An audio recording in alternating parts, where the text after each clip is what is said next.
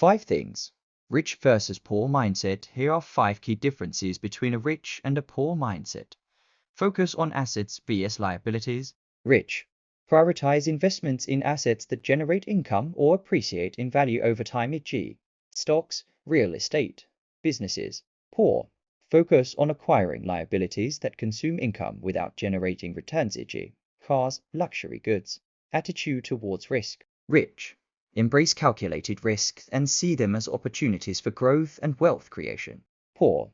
Fear risk and prefer to stay in their comfort zone, often missing out on potential rewards, financial education. Rich. Continuously seek knowledge and education about personal finance, investing, and business. Poor. May lack financial literacy and rely on lack or government assistance, time perspective. Rich. Focus on long-term goals and are patient with their investments. Poor. Often prioritize short-term gratification and may struggle with delayed gratification, mindset towards money. Rich.